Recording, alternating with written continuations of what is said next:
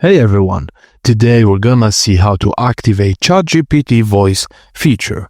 Firstly, install the ChatGPT app from the Google Play Store for Android or Apple devices. Sign in and open the app.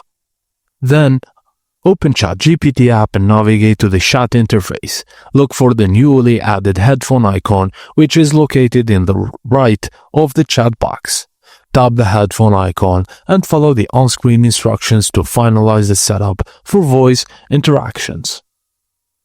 Once the setup is complete, press the headphone icon again and start speaking to ChatGPT. Your voice will be recognized and ChatGPT will respond to your vocal queries. Continue your conversation by speaking naturally. ChatGPT's voice feature is designed to make interactions fluid and intuitive.